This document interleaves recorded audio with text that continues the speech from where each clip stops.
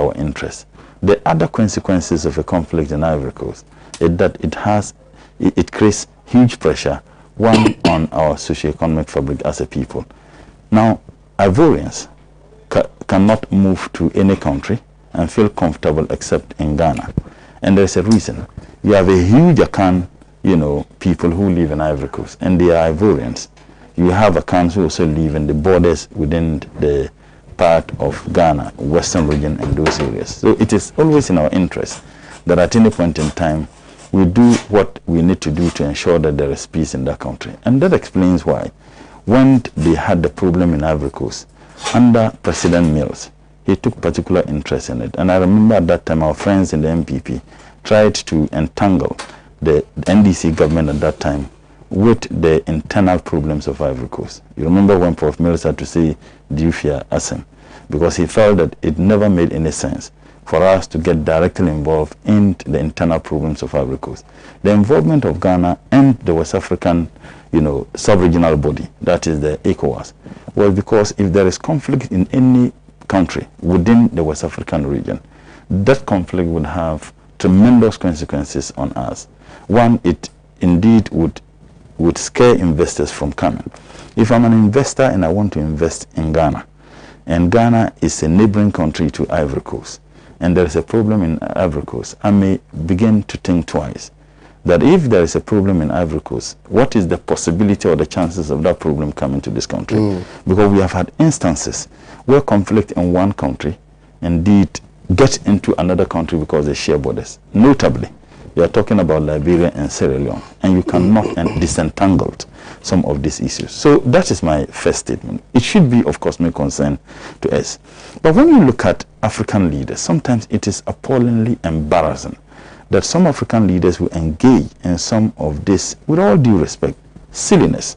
You have the current president of Ivory Coast, with whom several people supported. They felt that Gbagbo, without any justification, was not adhering to democratic principles when there wasn't any pointer to that effect.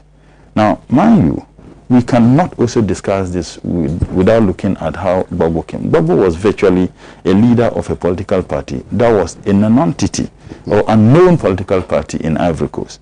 You remember the tussle was between two dominant political parties, in which the Alassane Ouattara was denied from contesting. Alassane Ouattara was a person who was brought up by the Ivorian leader at that time, one of their leaders when we had independence in Ivory Coast. The Ivorian president with whom Gbagbo was brought up. In fact, he brought Gbagbo, Alassane Ouattara was brought up. He brought him up just like his own son. Remind me, that leader. When we had independence, the time we had independence, Africa had a very influential leader, at least within the Francophone countries. Ifubwanye actually brought Gbagbo, Alassane Ouattara up as his own child. Now, what were the reasons why they didn't want Alassane Ouattara to contest? It was an issue of nationality. And all of us condemned the decision to prevent Alassane Ouattara from contesting. He was a prime minister. He had been a minister in Ivory Coast several years. He became a prime minister of the country. Yet, when Ifubwanye passed on, Alassane Ouattara was seen as the main successor. Power struggle within that political party, which was a one-party state, virtually. And that is why sometimes we pointed out to the hypocrisy of the Busia Danko stock in Ghana. At the time when they were condemning Nkrumah for declaring a one-party state, they were hailing Ifubwanye, who had declared one-party state long before Osagyefo for Dr. Kwame Nkrumah. Now, Alassane Ouattara was denied the opportunity of leading because they felt that he wasn't an Ivorian. Mind you, where he's coming from the northern part of Ivory Coast, they share border with countries like Sierra Leone and others. Now, to that extent, people condemned. The international community felt that they were being unfair to him. And that occasioned Gbagbo, even though with unknown, if you like, or a lesser political party as compared to the political party rule at that time, became the leader of the country. Now, how did Gbagbo remove, and why was he removed from power? People would have contesting views as to why Gbagbo did some of the things he did. that he was not giving democratic principles a space. They felt that he was also taking the very steps that people took against Alassane Ouattara. Now they had an elections. The elections was contested keenly. Alassane Ouattara declared that he had won the election. Gbagbo also said no.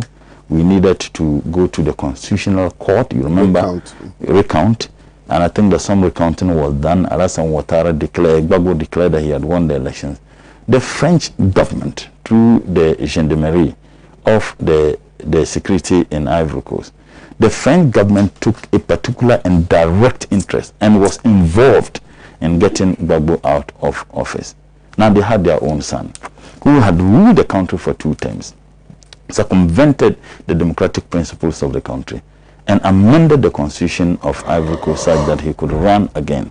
I don't know why this unyielding desire of African leaders wanting to be in power perpetuity. And I think for me that has been the problem. Look, I pray that nothing untoward happened, but I shudder to think that with the tensions that are rising in Ivory Coast, it's not going to be something that we should all, glorify. Again, you have the other leader who participated in getting Gbagbo out. Himself is now in exile. Yeah. And he himself is also contesting. The question is, how are they going to organize their political parties? There is no denying the fact that it is going to be sectarian.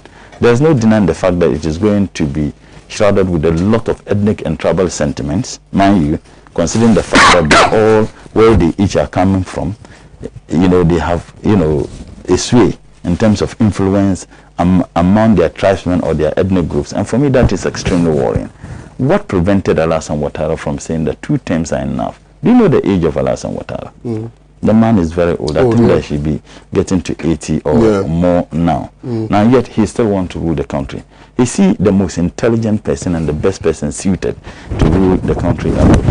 I think for me that is worrying. And the AU and the international community ought to have prevented him from contesting. But be it as it may, they have done that. And because of what they have done, you saw what happened in Togo.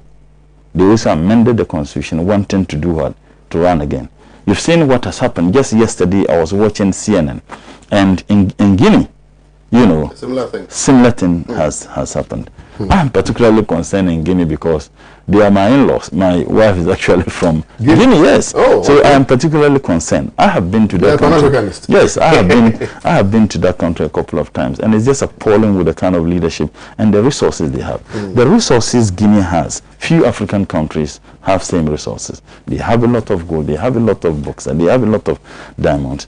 Yet, what has been the translation of all the resources they have to improving the socioeconomic conditions of the people? I think that it is extremely worrying. African leaders must begin to realize that they are not the most intelligent people in this country. And that is why sometimes, regardless of our problems in Ghana, I still knock my chest and I say, yes, we have demonstrated that democratic principles can be respected.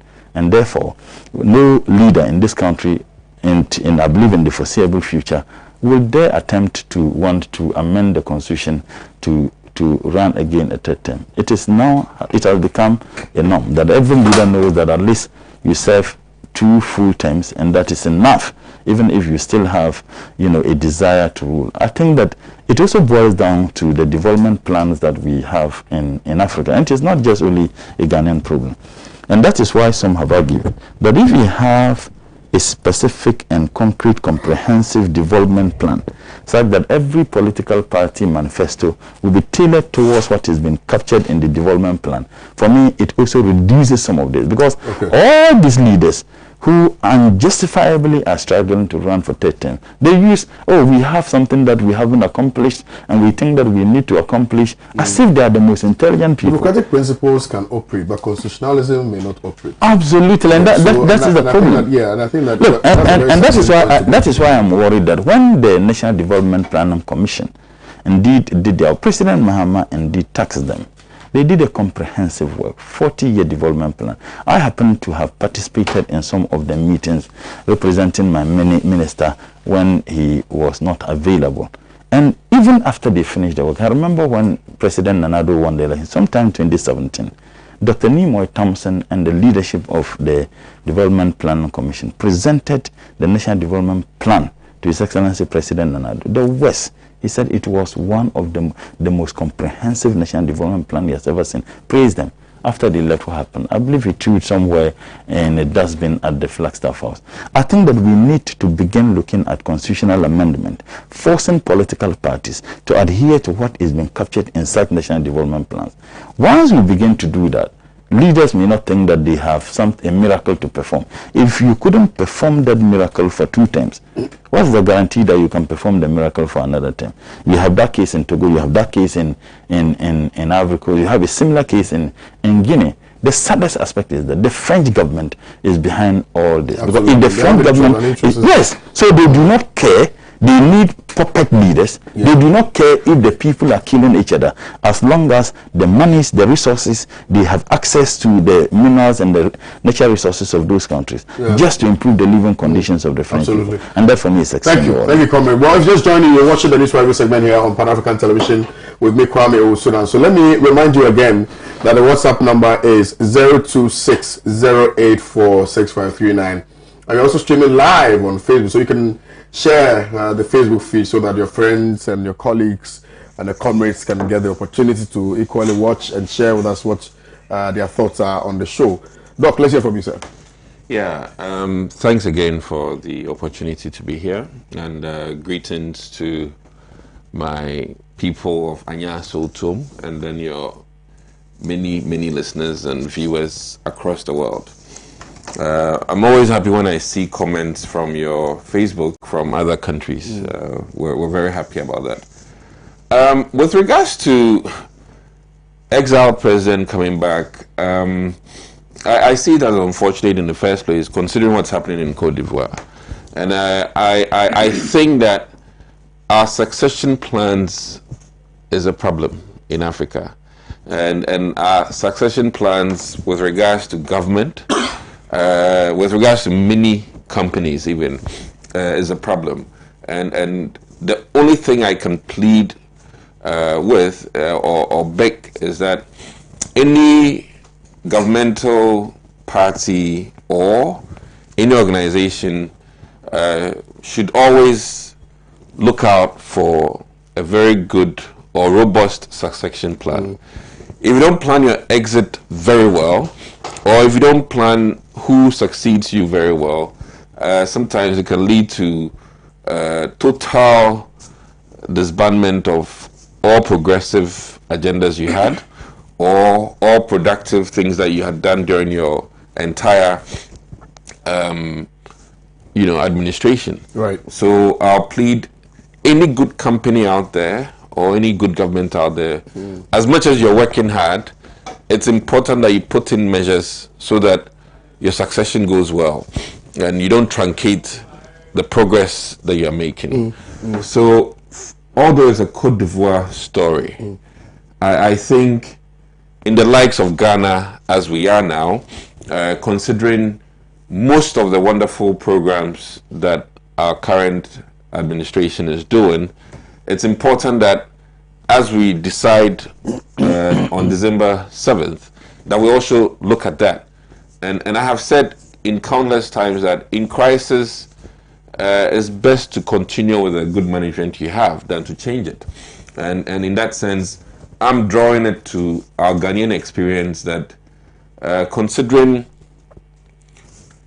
the need for continuity with free SHS and the need for more jobs, it's important that we consider and retain our president, Nana Addo Akufo-Addo, for a second term. That's coming back to the succession plan that I'm talking about. And I think that it's an indictment on Gbagbo in a way. I'm just, as much as I like him, I think it's sad that he didn't put institutions solidly in place that he thinks he needs to come back. And I think that any person, I mean, even if you are a government appointee, I think, but why must he be stopped from coming back? Particularly because he's been exonerated. No. I mean, my point is that he was sent to the International Court for tribunal as having committed some war crimes and things like that, crime against humanity and things like that. I'm not looking at him as an individual. Okay, you're looking at him. What I'm saying is that management of the country. From a managerial standpoint, he should have put in very good measures so that, ideally, if you own a company, as you work for about 10, 15 years, you should be thinking of who takes over so that you can recline and watch it grow. It's very important. We don't learn to do that in our country, and it is affecting a lot of things. I mean, in terms of estate progress and development. So my only candid advice to all Ghanaians is that if you're, for instance, if you're a family business, it's important that you think of succession. If you are a government appointee for, let's say, railroad development, as you work, you ought to also consider who will take up the reign.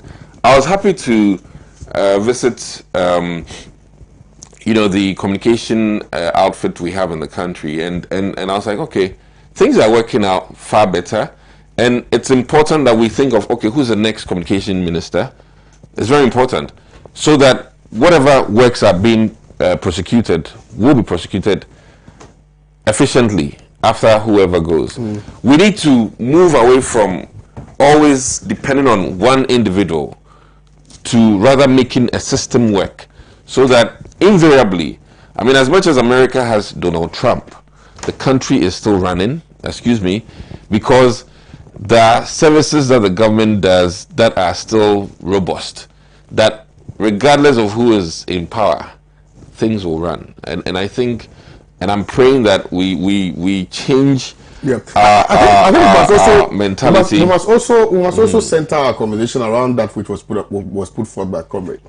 To the extent that we have the unseen hands. In fact, this one, the seen hands of the French, of, if it were France, in the democratic and constitutional activities and political activities of the French-speaking countries. It's quite troubling, because then the people, because you are comparing, for instance, Ivory Coast with the United States of America, which is in terms of governance and in terms of making sure institutions work, which is so independent, But in Ivory Coast, their independence finds expression, when France decides to allow them to operate. So that's the difference, really. And to the extent also that Laurent Gbagbo was ousted out of power and taken to the International Court for Tribunal for having committed some crimes and etc. Right, and the court having exonerated him, and him wanting to come back and Ouattara saying that no, you can't come back because there were some financial malpractices that you engaged in when you were, it's really mind-boggling, particularly because he wasn't liked by France. Gbagbo wasn't liked by France. Well, anyway, my only point is that when in power or when you are at the helm of affairs, it's important that you also carefully think about your succession. It's very important.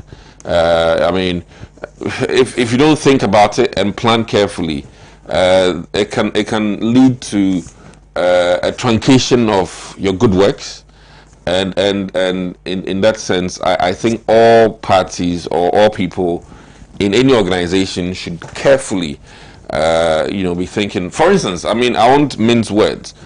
Within the MPP party, as we have Chairman Blay now, as a good leader, I'm expecting that he's also thinking about his succession, who the next chairman for the party will be. But then that becomes a problem. That becomes a problem because that will not be the true desire of the people necessarily. And I'm saying this because if you look at all the countries that have gone to war, Gambia, all those, they always want to bring their people. I'm not talking about, because you're talking about succession plan. Who you are bringing, but succession plan would include in a way how it plays out for somebody to succeed you. It's not necessarily the people. What people deem it so? It is the collective will of the people that determines who their leader should be. For instance, yes, the NDC, for me, the NDC failed in thinking about a very good succession plan for post-Mahama era, in the sense that they are running a rerun of what we've experienced before. No, you think so? I mean, listen, we've tried and tested and tasted Mahama's administration. That argument can equally be made. And I think that I don't want to bring it to MPP NDC again. But no, I'm just saying that the NDC party failed Ghana, quote unquote, as an opposition party in terms of planning well somebody to succeed. The president can be advanced. How many times did Nana Akufo-Addo contest for? No, he's not run as president. No. He had not run as president. But you were talking about Chairman Blake, which means that you're looking at succession at all facets, right? Yeah. So I'm saying that if you're looking at succession at all facets, then it doesn't matter whether the person became president or not. Institutions must work. Yeah. Which institutions mean that because if it is the political party that provided Nana Akufo-Addo, correct, your political party. I mean, in his second term, he contested on three occasions. In his second term as president, we will definitely be actively looking at the way forward. Anyway, and that's that. I don't want us to belabor this and divert. But I think Comrade would agree with me in the sense that I think largely they should have brought up a newer breed. I mean, to help them. I was scandalized, honestly. Some of the comments Doctor made. Oh, he said that. I think the new word now is scandal. Yes, I think because I don't know how I've scandalized you. I say I was scandalized when you said that you think that it's an indictment on the part of Gbagbo to come. Is it not scandalous? First and foremost, the Constitution allows him to do that. The Constitution doesn't bar him. Why didn't he train somebody to take up his role? Can I finish? I mean, that's my point. If you would just allow me. Yes, comment. The Constitution allows him to do that. Mind you, Gbagbo didn't just leave. He was taken out forcefully. He was ousted. He was forced by the French government and the French military. And people. Right? Exactly. So his administration was toppled. He won the elections. Even the decisions at the court and everything, he claimed that he won the election. I don't want to be making conclusive statement for the people of Ivory Coast. Now, if the Constitution permits him to come back, why would you say it's an indictment on his part to come? Interestingly, my friend said that we need to give President Nana Addo the opportunity again because of free SHS and more jobs. Go and check the Ghana Statistical Service. Unemployment is increasing day by day under your watch. So where are the jobs you claim you created? Free SHS. You can Google it. Free SHS. Look, every political party, the idea of a free SHS was captured in the 1992 Constitution. A constitution whose promulgation your party boycotted. You never participated in the drafting of the 1992 Constitution. You didn't think that there was any need, and it is not surprising. Even the independence of this country, you opposed it. You voted against the motion of destiny. You voted against virtually everything that was to see the forward march of this country. The 1992 Constitution, you never participated. At the time when the NDC, the CPP, and other political parties felt the need to make education progressively free, you were not participant in it. And now, what President Mahama did, no political party is against the free SHS. We started with the free compulsory basic education, which is the FQ. President Mahama said that we needed to do this progressively. And in doing that which is captured in the Constitution. Yes, I'm saying that the principle of state policy is FQ. That's not free SHS. No, apart from the FQ, the free compulsory basic education, that education should be made progressively free.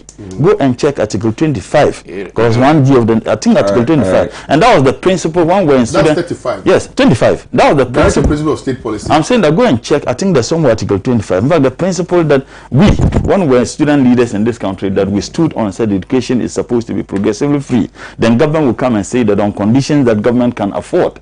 You check that and let's. Can I just finish? Okay. Now, if you are talking about the free SHS, President Mahama indeed started implementing the progressive free SHS. I am a trained teacher by profession. How do you make education free when you don't have infrastructure to support it? The most important aspects of education, one, to have the quality of teachers, two, to provide the infrastructure. Now, the fact that you made it free, yet we have traffic light education. when red means stop. Which is reduced. Please, it's not about it reduced. What President Mahama was doing, if you had followed suit, I don't think that would have had this problem. At no point in time did any political party nor the NDC said that the free education was not good. What we said, that the haphazard and reckless implementation of it is a problem. And you know, Doc, true to our concerns, mind you, it wasn't just we. Even civil society organizations who had expertise in education said, this wholesale implementation is not going to work. And true to our expectation, we have green, red. Red means stop. When we're kids growing up, when you go to town, you see a traffic light. Red means stop. Green, yellow means get ready. Green means go. That is what we're experiencing. It's reduced now. No, we are talking of reduced. We had this thing. President Mahama also came in, making it first and foremost free for these students. And which you people are not talking about. So when you talk about it, and then you tell us that we should give Nanado, I mean, if it has to do with the implementation, it's a disaster. A very noble idea, which indeed was put in the constitution, which NDC started. You wanted to implement that. You also said, they said that the rerun of what we have tasted, that what that is. You see? Okay, what you're talking about, Article 25, I think so. Fundamental, it's under fundamental human rights. The education, yes. But it says all persons shall have the right to equal education opportunities and facilities. Yes. And with a view to achieving the full realization of that right, a basic education shall be free, compulsory and available to all. That's what is free. Yeah. Secondary education in its different forms, including technical and vocational education, shall be made generally available and accessible to all by every appropriate means. Good. And in particular by the progressive introduction of free education. Good. Of what? Free education. So I'm saying that the time we were writing this, you boycotted it. So when we talk about free, you don't have the turpitude to talk about free education in this country. When we were drafting this constitution, you didn't. But you see, he said that the reason why President Mahama should not come back is that we have seen the difference between President Mahama and Nanado. And the reason why President Mahama must come back is that President Mahama will come and stop the family friends and girlfriends government. No, it's true. President Mahama will come and continue with the decent politics. When you land, I'll come. President Mahama. We don't have to stay on President Mahama. President Mahama. Fine, I don't mind. But let's go from President Mahama will come and continue with the hospitals he was building, the schools he was building, the infrastructure. President Mahama will come and stop the thieving that we have in this country, perpetrated by officialdom. That Ajapa is a classical example. I'm not sure any competent court of jurisdiction has decided on the matter and has ruled that. You don't need law to tell you that this is what we expect. No, but you need a court to tell you. If somebody has stolen, go to court. I'm saying that you can't simply just be things interesting for us to. I agree, fantastic. I'm saying that the visa scandal. What is it not thievery? Did you go to court? But who investigated it? Did you go to court? Who investigated it? You are the state of law. It didn't go to court, yet the government tells us that the man was cleared. But is that the logic you are espousing? If you disagreed with government, I'm saying that it didn't go to court. Yet the government said that they set up a committee. And that the committee, where is the report of the committee? You know what? We have demanded time and again. There isn't any report. And the most worrying aspects of it is that the gentleman impersonated people to a foreign nation. The letter that was written to the Australian High Commission introducing those people as journalists representing specific media houses is a crime. It's more grievous than even the visa racketeering. What the crime is. The laws of Ghana, yes. The criminal codes. Yes. If you impersonate anybody, it's a crime. It's not people who determine. Who determines what I'm saying that. Hold on. How do you know somebody was impersonating? I'm saying that. I'm coming. You see. If you sit on this program, you tell me that murder is not a crime until it is. It's a crime, but that determines. Hold on. If something, God forbid, if someone slaps somebody and justifies, that's a crime. That's what the law says. The determination of punishment and proving that the person actually slapped is something that is going to. How do you arrive? I'm coming. So what? I'm coming. I'm saying that the basic rule to proving guilty. No, you are doing a guilty. Let's understand the basic rule. The basic rule is let's understand the basic rule. The law is a law. Let's understand. The law says that a murder is a crime. Hold on. The law says. I'm coming. Please. No, wait. The law says that murder is a crime. Prove it. When you go to court to establish, it's not just about to establish one. The person actually was the one who engaged in the murder. That's why you go to court to establish. Not just that. No, I'm saying that stealing is a crime. Impersonation is a crime. What you go to court to establish, you are not going to court to establish stealing and impersonation. Who determines the crime? Yes, that's what I'm saying, that you go to court to establish the person who is accused actually engaged in committing that crime. But the fact that you've seen somebody committing the crime does not mean the person committed the crime. It is the court that determines. Are you I'm following you. If you take the criminal code, it's crime. I'm saying that if you take the criminal code, or even our constitution, when they say that murder is a crime, that's what the law says. When you go to court to establish, you are not going to court to establish whether murder is indeed a crime. No. You are going to court to establish that the person who accused of engaging in that crime actually was the one who did it. That's what you are going to court to establish. You are not going to court to establish whether murder is a crime. So if I say impersonation is a crime, that is what the law says. You go to court to establish whether the person who accused for impersonating indeed did that. Let me grant you that. Have you gone to court to adduce any evidence to support your argument that the person that you are referring to as having committed the crime is indeed the one who committed the crime? Good. The president didn't go to court to tell us that there is a so-called committee that investigated the gentleman and what stopped you from doing so? We have demanded. The only person who the only person who has the power to make the so-called report available to us is the government. The government is unwilling to do that because there isn't any report. Without the report, so now it is established. Okay, let me ask this. Let me ask this simple question. But it was established that people were engaged in visa racketeering. I don't think anybody ever did. I will come to Japan. I don't think anybody. I think that you would find. I'm saying that I don't think to bring all of these matters. 30 seconds. I don't think anybody denied that there was visa racketeering.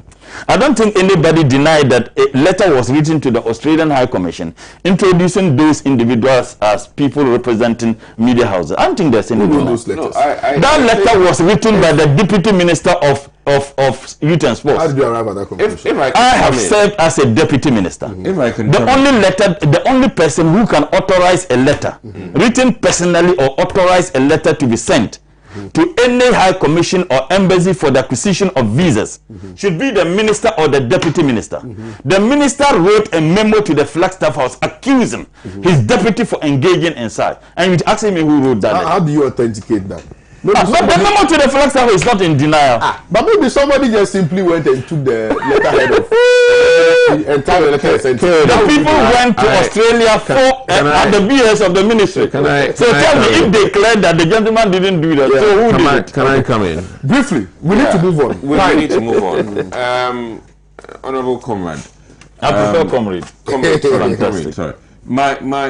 There are two things here which I need to come out clearly. Personally, I think that the progressive enrollment of students in school is also not a bad idea. Granted, my pain is that some would be left behind.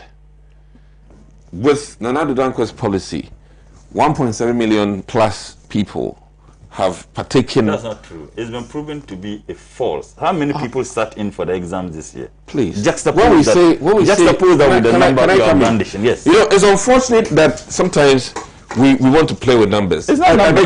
We are dealing with numbers. Cody. Here's my boss. How many streams in the SC? You just talk about before I proceed. He just talked of numbers.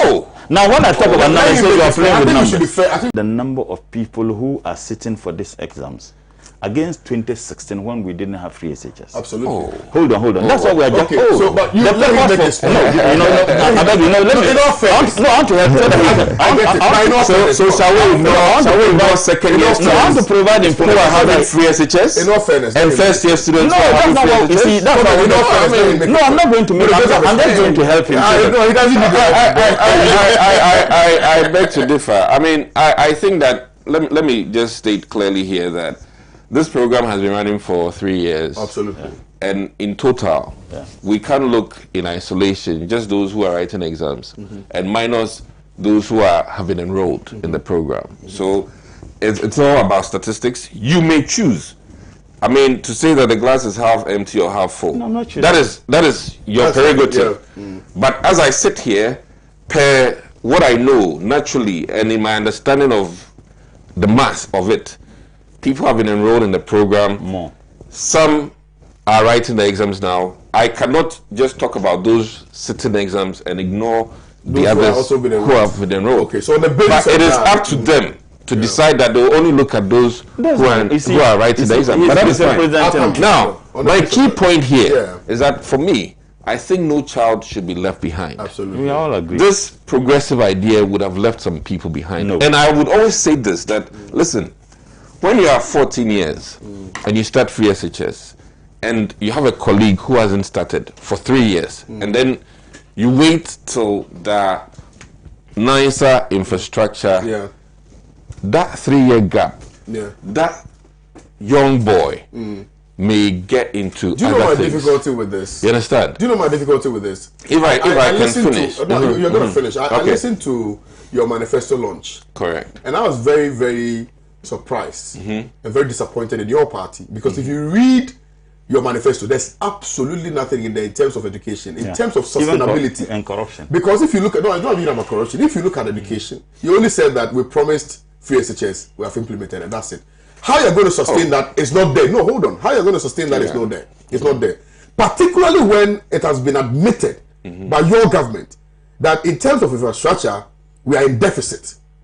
So why would you not tell Ghanaians that we initially wanted to start with the free SHS, then subsequently there will be a deliberate plan to put up infrastructure that will accommodate the vast majority of the people you are putting to schools? Yeah. Please. You know, there's something that we're failing to recognize. Tell me. Adisador College, for instance, has added on more dormitories. Are you aware of that? I'm not aware. Yes, they have. Likewise, many institutions. You're talking about Adisador. Oh, I'm just saying that. Likewise, many SHS institutions through the government has added on more. Why have you people abandoned? If you have the interest of the students at heart, why have you abandoned the e-blocks? Can I finish? You can't finish because we need to address this issue. It's very, very crucial. When is and you are very passionate about education. E-blocks have not been abandoned though. They have been abandoned, and I can please call me Tijani. He should bring the videos for you. Let me come in here. Listen, under the past administration, some e-blocks were created. Not all of them were cited in appropriate locations where what's the definition of appropriate? So when we say appropriate, Kwame, let me you know, to start a school to run, you need facility for all the supporting staff. At least you can't just go and put an e-block somewhere. Your headmaster is about 20 kilometers away. It won't work. How? All communities have developed because most of their schools are in the hinterlands. That's how you expand communities. No. Government has expended money. These children should walk about 5 miles to an e-block. That is unfair. That's unfair to the Ghanaian people. So if maybe I can learn. Toilets have been converted to dormitories, and you're happy with that? If maybe I can land. I'm saying that toilets have been converted to dormitories under your watch. And you're happy with that? Kwame, let me land here. As you are aware, when I told you Adisador has added more infrastructure, you said you didn't know. No, of course. Likewise, I didn't know. I will only plead with you. Yes, sir. To make time. Okay. And see the other schools like Wegehe. I'm just citing these because I know for sure. Infantiman, Infantipim, for instance, also they've had additional infrastructure added. They have that to improve on this vast number of people that have been added to the program. I can also tell you that my school, Achima Safu Senior High School, they were building dormitories under the SHL administration. They've been abandoned. It's been abandoned. It's there. Because I was there last weekend. So I know what I'm talking about. When you say abandonment, let me explain further for you. Listen, there are many projects which are still in continuation. Others who have been contracted under one administration, maybe for some 1 or 2 reasons, have not been able to continue with all the projects. Why haven't they been able in one breath, my own friends here will tell you, oh, MPP has finished this project and they put their name on it. In one breath, then they say that NPP is not continuing their project. No. Sometimes it beats my mind. We haven't said that. Oh my goodness. You keep on putting, look, we haven't said that. Oh my goodness. What we have said repeatedly. So what we have said repeatedly. is that when you go and finish a project that was initiated by the acknowledge NDC, the person who acknowledge started. it. That's all. And we point So you there's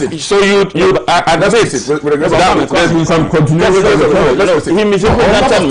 No, I know 30 seconds. And the Japan is a big deal. He misrepresented me. That's why I need to clear Okay, this. what was the misquotation? Now, this whole lengthy lecture about numbers, I was not looking at just one particular year. We have 3 streams. SPHU is 1, and SS1, SS2, and SS3, SHS1, 2, and 3. The argument didn't have anything to do with that. What we said is that we are taking 1 year group.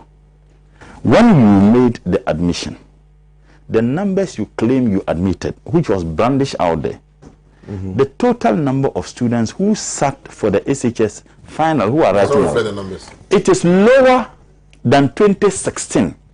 So if the purpose for implementing this haphazard free education was to increase intake, how come that the numbers are lower as well? That's the point. That's the point. 026084659. 026084659 is the WhatsApp number. You can share with us what your thoughts are. I will be more than willing to read them here for you on the show. So let me remind you again that the WhatsApp number is 026084659. We're also streaming live on Facebook. We're discussing an African story, and then all of a sudden, Charlie, free SHS and things all are working inside. Anyway, let me go for this quick commercial break. When I return, we're going to begin our conversation on Ejapa and the fact that Ejapa has been described as another Akufo-Addo family and friends shady business, because people have made references to the PBS scandal, the boss scandal, and a few other scandals, and they're saying that this is the highest, or if you will, the height of all the scandals that have engulfed this particular administration. Let's go for this quick commercial break. Stay tuned in, don't move a muscle. We shall return shortly.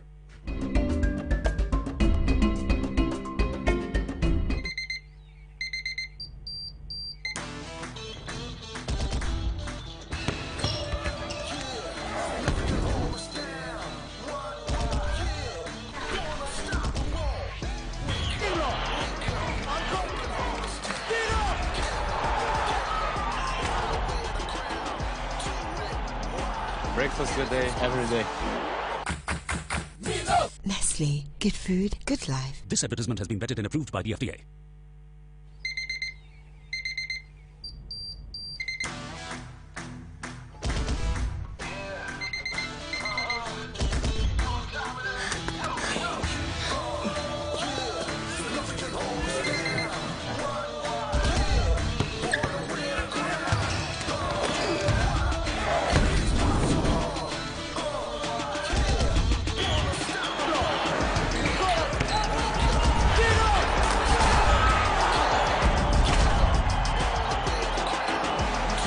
Breakfast good day, every day. Every day.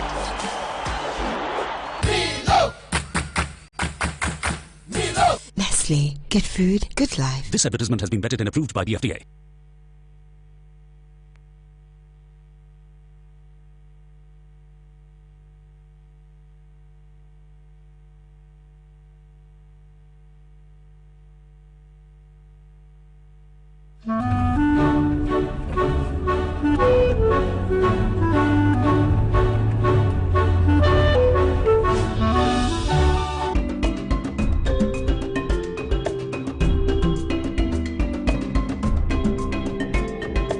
We're back. Thank you for staying tuned into Pan-African Television.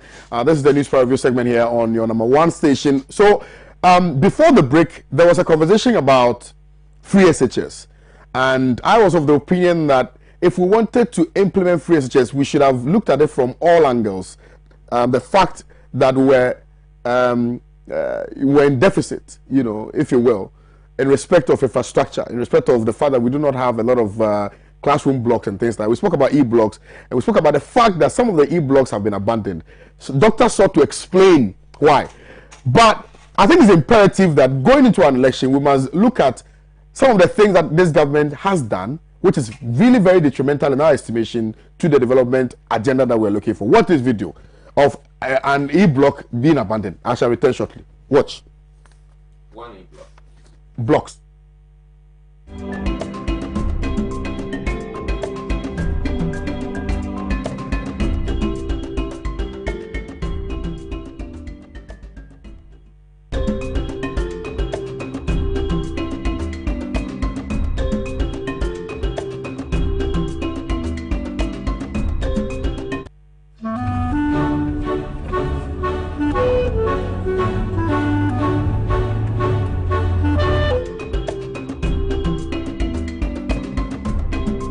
Welcome back. We're still trying to get the video for you to watch. The e-block that has been abandoned by this particular administration. There are several of them. We have made it a point to go out and look for the projects that have been abandoned, that were started by the S1 administration and that have been abandoned by this particular administration. I think it's the taxpayers' money, and we need to ensure that proper accountability is felt. Doc, no, actually, again, let me start with comment on the Japa deal. Comment. Japa, no, you people are alleging that Japa is another Akufo-Addo family and friends shady business. They are not alleging. Why are you alleging that it's another Akufo-Addo family and friends shady business? And why are you even saying it's another? Does it mean that we've had previous deals that have been described as such? Haven't you lost count of the fraudulent deals and sometimes outright thievery that this government engages in? You can talk about PDS, you can talk about Kelni GVG, you can talk about the GPS system, you can talk about the Ministry of Agric, monies that they spent in adverts. They claim they spent about almost 9 million rand adverts, and when there wasn't a single evidence of any media or print or electronic media running any adverts. You can talk about all the scandals that are there. So once again, it's another scandal that this government is engaged in. And in all of these scandals, you find the footprints. And in fact, the fingers, the legs, the head, and the stomach of President Nana Addo and his family. You see, and it boils down to family and friends and girlfriends that this government is on. That is why in my response to Doctor's statement, I said that, yeah, he said Ghanaians have seen the run of President Mahama. And what we are going to see if we elect President Mahama is to see the rerun. The difference between what President Mahama is bringing and what he brought and what we're experiencing today is that there's a crass difference between a government that is honest, transparent, and truthful than a government that engages in thievery. Now, you remember even in his statement, he said he has been to the Ministry of Information and they are doing very well. What well are they doing? Is it about the falsehood that the Ministry of Information churns out every day? When they came out and the tracker that they themselves have created, it's been proven that Dr. Baumia and the entire MPP lied to the people of this country, that those projects were not projects they executed. Some of them were non-existent. So clearly, Ajapa is another deal. Why? We have our royalties. These royalties are paid to government of Ghana for onward, use in the infrastructure, socio-economic development, improving the lot of the Ghanaian people. We are estimated to be getting about $200 to $250 million a year. In fact, the government's own budget statement that last year they got about $200 million. Let's look at it. I'm not going to go into the nitty-gritties. Between 200 to 500 or 200 to I mean, a year, $200 to $250 million. That is the 11, mines. And if it is done properly, we may be getting more than that a year. $500. Yes, I'm saying that I just want to even limit it to $250 million because that is what at the moment we can get. Mind you, the Bolga Dapa one is not even included, and the other undiscovered ones are not included. Now, Doctor, I want to ask you a simple question, and I want you to be sincere with me. If you have your company that belongs to you and your family or your household, and you get about $250 million a year, and then you need $500 million for whatever reason, and I say for whatever reason because what they are going to use the $500 million to do, we haven't been told. The financial statement that the Minister of Finance presented in Parliament, that financial statement, we haven't been told. There was no mention of this. Now, the Ministry of Finance themselves, through the Deputy Minister, said they have been working on this document for 2 years. Now, they knew what they were doing. The budget statement was presented I think it's now up to 2 months, right? Yeah. No mention of any infrastructure that is going to be done with this money. Now, you have, because you need $500 million, you have decided to sell our royalties, more or less. Because if you are giving a private entity to now take their royalties, the person is giving us $500 million. Now, the person has taken 75% of our royalties. And in 15 years, by the way, what the government did initially was perpetuity. They didn't even put any timeline. Demands of the opposition and the minority in Parliament, and they came out and said 15 years. Now, let's do the simple calculation, Doctor. Multiply 250 million by 15. How much will it give us? How much? 250 million by 15 years. How much is it going to give us? Even taking away the one we have in Apais and other undiscovered, mineral resources that we have in this country. It will give us how much? Plenty. 3.75 billion. Good. Now, is it not unquestionable to give this amount of money, excluding the Bulgar one, the Apais one, which is one of the largest? Is it questionable, doctor, to give that to a private entity and then you take $500 million? Yesterday, I was on a program with one of your communicators, my good friend Richard, who is also the chief executive of the Dankwa Institute. And he said that, look, government has some infrastructure development that they need. They may not have the money outright to execute those projects. So if you have an entity that it will give you $500 million, why not take the money and execute the project? And I said, tell me, in fact, he said it on Metro TV. Tell me one single infrastructure that we have done in this country massively within 1 year. Now, if you have an infrastructure that is going to cost us $500 million, for example, and you are getting $250 million a year, so within 2 years, you should be able to execute that. Now, this government is selling the future of this country, the future and the destiny of our children and grandchildren to their cronies and friends. As we sit today, I listened to the Deputy Minister of Finance, Honorable Edu Boahene. I suspect he is the son to Professor Edu Boahene, I suspect. Now, Honorable Edu Boahene said on Newsfile that they have been working on the document for 2 years. Yet you gave same document to Parliament to work on it less than 4 hours. Does it make sense?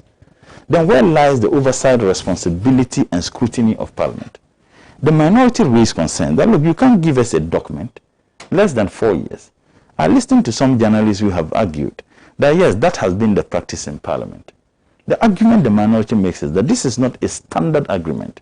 It is about the future of this country. Then you give it to us 4 hours. And mind you, even the less than 4 hours, the minority demanded and insisted. They were giving it to the minority less than 1 hour to just come, rubber stamp, and they go ahead and rob this nation once again. Another very important point. Is it questionable to put in an agreement the future government of this country cannot change the chief executive and directors of the company? Is it also, does it even make sense that you give it no government in future can change the directors and the CEO of that company who is not a Ghanaian? Is it also questionable that you have Mr. Gabi Ochidaku, I am told, and I stand to be corrected, that he was paid $2 million for providing, legal advice, right, to the company. With all the lawyers we have at the Ministry of Justice and Attorney General, they brought in 3 different private legal firms. And that gentleman who is politically exposed, if it is true that he was actually paid, there is no denying the fact that he was paid. But as to whether he was paid $2 million, that I cannot subscribe. But that has been the allegation, and he has since not denied that allegation. Now, another very moral question that I would want to ask my friend and ask the MPP. Now, if you have such an arrangement, and the arrangement says that you cannot change the chief executive, you cannot change the directors, you have a son to the senior minister who is also one of them. I listened to my good friend Kojo Nkrumah, and I didn't know whether I should laugh or I should cry. I mean, I am very careful sometimes when I want to make comments about him because he's a very good friend of mine, but I will. I was so disappointed on one of the sister media houses. He said that the gentleman, we should stop this idea of this person has a relation with this person and therefore he can't be there. The gentleman is an expert. He has indeed he has been engaged in some of those things. He has the capacity. Why? It took his father to create a position at Senate for him to be employed. His father created a position that was non-existent at Senate for that gentleman to be employed. Yet we are being told that that gentleman is the most intelligent. If he was that an expert, he could have established something on his own. They had to create a non-existent position at Senate for him to get a job.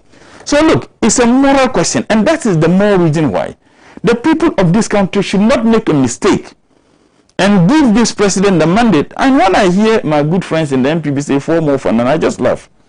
4 more for Nanado and his family, his clique. You shout 4 more for Nana. Some of them don't even have NAPCO. Yet you go see them on TV, 4 more for Nana. Yet he and his family are milking the state.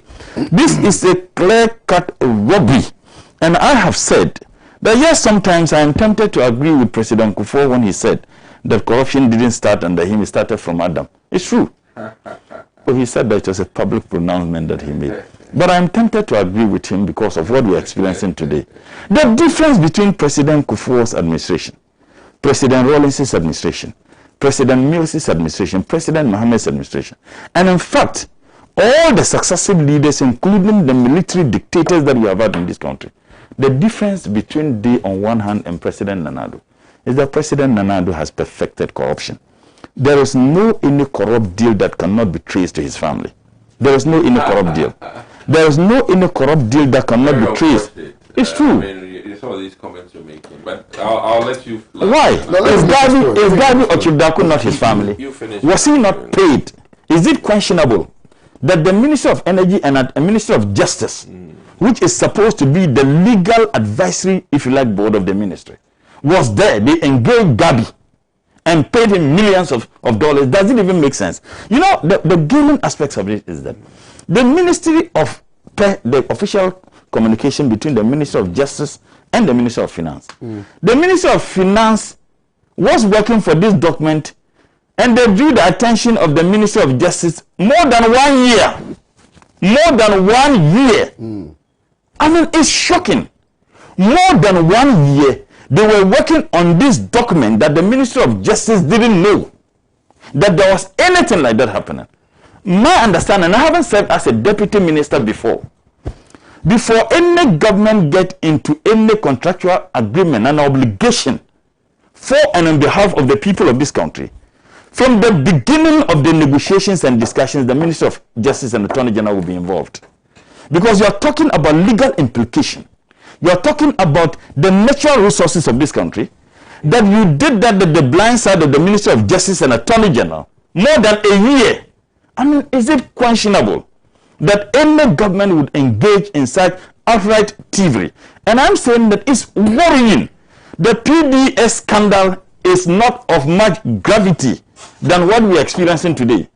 The Kelly GVG, in fact, the American deal which you rubbish and branded the NBC as a corrupt administration, the American deal you went and renegotiated, only for them to be pardoned with over $80 million. You know, what was the response of the president? He was misled. Now, if the president himself admitted that he was misled, who misled him? Where is it that the person who misled the president is not fired? So are we on Japan now? Oh, I thought the Minister of Energy at the time. Have we been told he was fired because of that? No. Oh. We haven't been told. You see? So you said he was not fired. But no, I'm saying what? No. At least. No. Was he fired because of that? Tell me. No. Was he Maybe fired? I don't know. I said he was not fired. I'm saying no. Don't. I'm saying that nobody has been fired. Oh. We haven't been told that the Minister for Energy was fired because of the American negotiated. We haven't been told that. Transparent government demand that when you have a serious problem such as that, if the president, except that you are telling us on this medium that the Minister for Energy was fired because of American deal, if you are telling me that.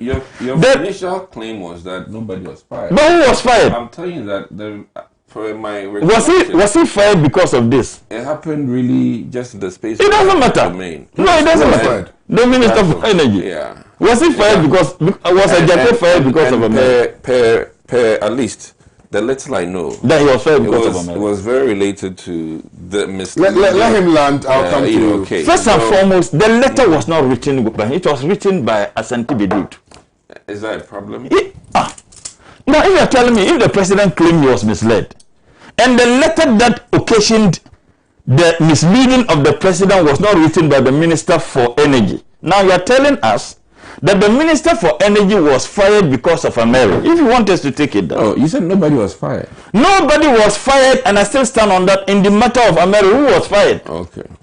Was the Minister of Energy? Why was Ajapo fired? Why was he fired? Well, I mean, no, I'm asking you. If you said nobody was fired in respect of the American, the president didn't tell us. Nobody told us. The president, exactly. So if the president had communicated, if the government had communicated to us firing based on this, America. So as far as we are concerned, nobody was. And in any case, if the president had told us that, we would have asked why Asante Bedioti is still at post. We would have asked that question. You see, every single shady deal in this government, you find direct family relations of the president in those. But besides the bauxite deal, the Ginahim bauxite deal, what happened to the bauxite? They also say that you people initiated the gold royalties. That is another. That is another falsehood. Why is it? First and foremost, I mean, with all due respect, even if a person takes a petition, he won't compare the deal we had with what we are experiencing today. Why? Government can create special vehicles. Look, the Sino Hydro project is a mortgaging. We haven't said that this nation is being sold. What we have said repeatedly on the Sino Hydro is that due diligence was not done. And in any case, how do you determine the quantity of bauxite that we have? The 500 million. Yes, how do you determine that we have in Ghana? But even people are saying it's mortgage. Exactly, that's what I'm saying. Yeah. We had another one, the Kembon. That 2.5 is another mortgage. You have the oil in regards to the energy sector levy, the ESLA. Okay, no. All of those things have been mortgaged. We have raised moral questions. The reason why we are so concerned about this, we don't even know the shareholders. The one who was paid was on TV. His legal advisor he gave for which reason he was paid. He was on TV and said he doesn't even know the shareholders. Now, if you have provided legal service to a company or an entity, for which reason you are paid money, and you still claim on national television that you do not know the shareholders of the company, doesn't take away my concern? Because I know even in incorporating a company, yes, the directors and shareholders must be made. Absolutely. Granted that we are not even told. You know what? The NDC demanded that we needed to see the prospectus. The prospectus will give us an idea. The cash flow, how much we are making each year. Who is getting what? Who is getting what? The minister, they gave the NDC only 3 years prospectus. Instead of the 15 years? Instead of the 15 years. In fact, the Deputy Minister for Finance, once again, Honorable Edu Boahen, admitted on this file that yes, they have given only 3 years. Now, if he cannot give, and when they demanded, you know what he said? The reason why they haven't given it is that it's still a draft document. But the document must encapsulate. No, the draft document occasioned an agreement being approved by Parliament. Yet, so then, which agreement is that? Exactly. Yet, people representation in Parliament, people who represents us, who are supposed to be talking for us and defending our interests, you are denying them this vital information. Because without the cash, without the prospectus, how do we know how much we are going to be generating? But if what they are saying is anything to go by, they said that NDC initiated the gold royalties company. First and foremost, the NDC. Hold on. First and foremost, the NDC never initiated this. What the NDC did, the NDC wanted to create a special vehicle, and like I said, it is not out of ordinary that any government. So does it's not the same. Let me tell you the difference. That's why I said even. That's why not the quantum. That's why I said even if a person takes Akpetishi, he won't compare. What's the difference? Now, first and foremost, the NDC one was going to be incorporated 100%. The NDC one. The NDC wanted to generate money. They were creating a national company that was going to be 100% state owned. First and foremost, that's the class difference. 100% state owned. But can Furata in defending the public has said that it's 100%? No, it's not true. It's not true. He said that yesterday. The agreement was sent to Parliament. What he's saying is that you are going to send it to the London Stock Exchange. You send it there, people will then buy. There are people who are holding who is providing the 500 million. If you claim that. Under the NDC, no one was providing any money. It was going to be 100% owned. 2, it was going to be registered and incorporated in Ghana. 3, it was going to be registered by the Registrar General. This attains, it was going to be 100% solely in Ghana. We would know what we were doing. We are not taking any money in advance from anybody or any entity. We are not doing that. Incorporated in Ghana? Ask him. It's incorporated in New Jersey. Ask them. If what they have done in Ghana. They created another company. And that company, something royal. It's a subsidiary. So that and the subsidiary is going to be answered, of course, the main company if it is in New Jersey. So you can't even sue them. You can't. And in fact, what they have no, you can't. You can't. If you are suing, and you know why? The money, the moment the royalties are paid into the company here, they easily wire the money to to offshore. Yes. And in fact, the offshore, what they're doing, that is where many countries engage in shady deals. That's what many countries, and WikiLeaks and many other have exposed people who are engaged. So it will be delusional for anybody to attempt to compare these two. Now that is why I made reference to the sign of. There was ever a conversation about creating a special. As a matter of not conversation, for the purposes not only for the purposes of our gold in Ghana. It wasn't even there was ever a conversation. There was ever it wasn't even a conversation. No, it was in the budget. Also, senior, I'm asking you a question. Yes. I'm saying that, but there was ever a conversation during your tenure of creating a special purpose vehicle for the purposes of internally mortgaging our gold reserve. You know, correct? Yes or no? Correct. Yes. So then, why? It wasn't even a conversation. Can I answer you? Can I answer you the question? No, I'm saying that your modus operandi may be different from the modus operandi. No, can I answer the question? You asked a question. You asked a question. Yes. It wasn't just an intention. It was in the financial, in the budget. Well, I mean, so I'm saying that it was in the budget first and foremost. Yeah. The prospectus were known. It was going to be registered and incorporated in Ghana. Yes. And it wasn't even the first time any government in this country had engaged in that. We felt that we needed to do that to raise the needed resources in Ghana. Ghanaians were going to have the opportunity to buy. It wasn't just going to, if anybody in any country wanted to, then they buy it, which was dealing in Ghana. It wasn't, we're not taking any money from anybody offhand, like give us money in advance so that whatever we mobilize, you do it. It wasn't 15 years or perpetuity. Let me explain something to you. These guys are saying that there are some developmental projects that we want to embark upon. Immediately, we don't have the resources to be able to embark on these projects. However, there's a way out. The way out is to create a special purpose vehicle that will allow us to go for loan with an unknown to be able to execute this developmental projects that we are talking about, so that we can pay these people gradually. What is wrong with that? First and foremost, with an unknown group of people. Does it matter? Whether it is known or unknown? Are you kidding me? I'm not kidding. I'm asking a question. With all due respect, this is preposterous. How is it preposterous? We are talking about the resources, the mineral resources of this country, that we engage people we do not know, prospectus we do not even have. We don't know the cash flow that is coming into it. And you tell me that. Can I finish? Can I finish? So why is it that you people sat down in Parliament, went and signed this particular agreement? No, we walked out. We walked out. No, it doesn't matter. No, it matters. It matters. They have the numbers. We were against it ab initio. I'm coming. They have the numbers. We were against it. They bulldozed their way. We were not party to this. No, but that is working out is what will be captured in the Hands Act. No, please. When the debate was I'm going saying on. that why didn't you stay in Parliament to debate the matters and explain? No, we didn't. Why? We didn't need to. You know, when bills are sent to Parliament, yes, they are then I always say it's a lazy approach. They are then referred to the appropriate committee in that matter. The moment it came with the memorandum, then it was sent to the committee. The minority then realized that these guys were on the path of robbing this nation once again. No, I'm coming. Minority was the one that suggested I'm coming. to government to change the name from Assassin. I'm coming, please. You want the response? I'm telling you how things work. But come and let's defer to the facts. I'm telling you that how things work in Parliament. Yeah. When they bring a bill, until you go to the committee level, and the bill, the nitty-gritties of it is made known to you, you cannot say anything. I mean, it will be fully hardy for you to get said that we don't want it. There should be a reason. And in fact, at the committee levels, you get people to come to respond to questions you think that they should respond to. Are you getting it? You get people to come to respond to questions. Okay, hold on. Let me go for this quick commercial break. Stay with us. We're back.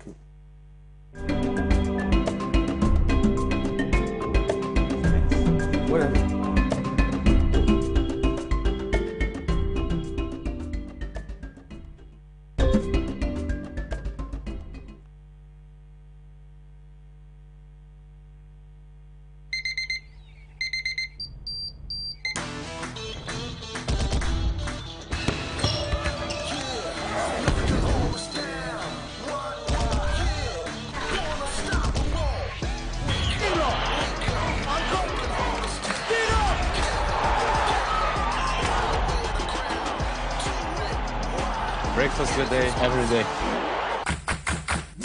Nestle. Nestle. Good food, good life. This advertisement has been vetted and approved by the FDA.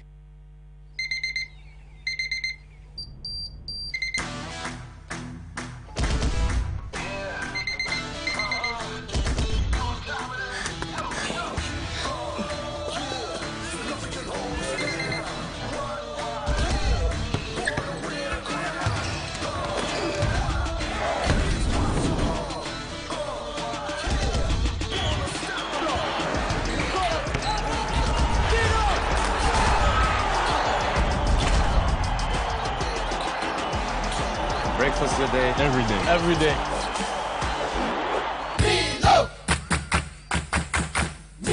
Nestle. Good food, good life. This advertisement has been vetted and approved by the FDA.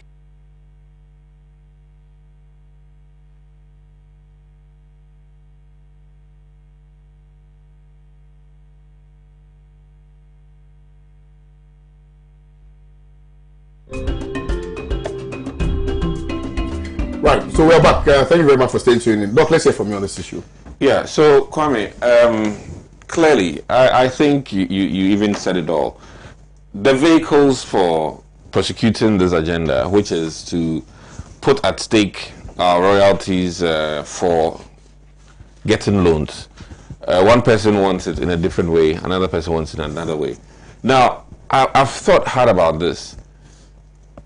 This whole deal of this person is related to this. No matter what you do in Ghana, somebody will be related to somebody.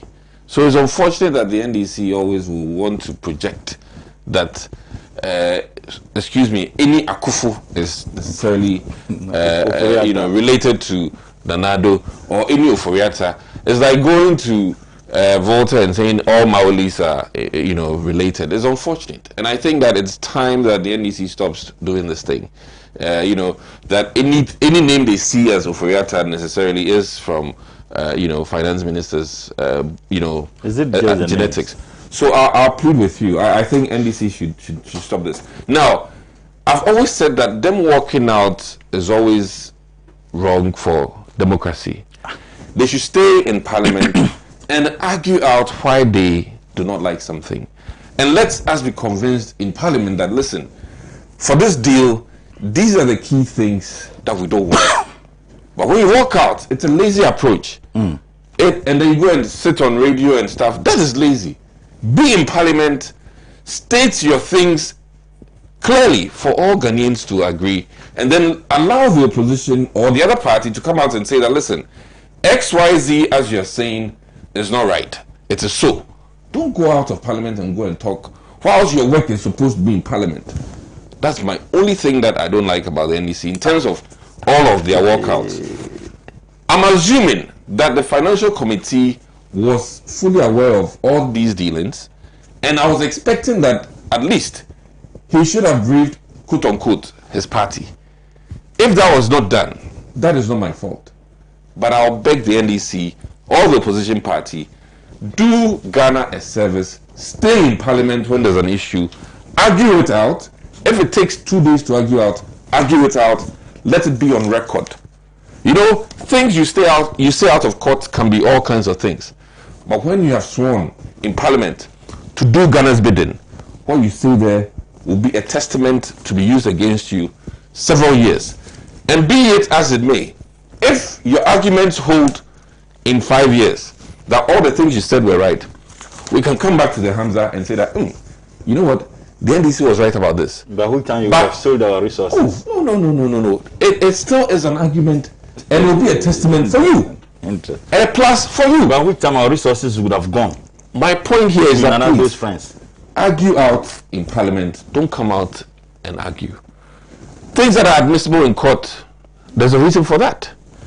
So my humble plea to the NDC, do Ghana's work as an opposition party, do the appropriate thing, come out and argue in parliament, then we will say that yes, the finance minister said this, the opposition party is saying this in parliament. I asked you some specific questions. I thought you were going to respond to them. I asked you to be very sincere with me. If you won't be with us, at least with your conscience. Yes. That if it is your own resources, will you allow such a contract to be entered into, such that you can't change the CEO, You can't change the director. That's one. That, Two, that's one. If you are getting $250 million a year, and you need $500 million, because of that, you have decided to give out your own resources for 15 years. That is perception. Is it? It's not perception. It's in the agreement. It's not perception. Round up for me. So you respond to his questions and three. Two questions. No, and three. Last one. I beg you. Last one. Will you, if it is your own money, I beg you, be very honest and sincere with me. Would you want to do that if they refuse to give you the prospectus, so that you don't know the cash flow? They give you that of 3 years. Would you want to do that? Last one. If you are in parliament and any government was in power, for example, the NDC, but how many questions and NDC entered into an agreement and give it to you 4 hours, less than 4 hours to do something, they engage 2 years. Will you do that? Be very honest. I know you're an honest person. So in all fairness, no company has a permanent CEO. So it beats my mind that it's been claimed that the agreements are that the CEO is... Have you seen the agreement? No, like I said it beats my mind. Yeah, thanks. It beats my mind. I'm happy for your honesty. No CEO is made permanent. And that's what your people are doing. So that is my understanding. And after all, I mean, I'm saying that if that's the case, it's erroneous. It's fraudulent. So let's use that word. Erroneous. Okay. Erroneous. Yeah. Okay. Now, my other thing is that, listen. The other questions. If I'm an investor and I don't do my due diligence, excuse me, it is me, the investor, who's to be blamed. Case in point that the prospectus, no quote unquote investor will come and put in money into something that he doesn't have the prospectus. So I'm amazed that somebody will say that somebody is ready to come and buy our assets and they don't have the prospectus. I said they give 3 years you out of 15. Okay. No, I mean it's neither here nor there. Okay. So in conclusion, though. So in conclusion, I mean, I think I've answered one thing. Yeah. Permanency of a CEO beats my mind. I don't know if that's I don't subscribe to that. And in all honesty, I'm not privy to the entirety of the documents involved. Yeah. But I think that in fairness, NDC should argue in Parliament for us. Okay, thank you very much. Thank you very much. Thank you for watching today's edition of Good Morning Africa. I'm sorry I couldn't read your messages. I'll try and do so tomorrow. Have a nice day. Bye-bye.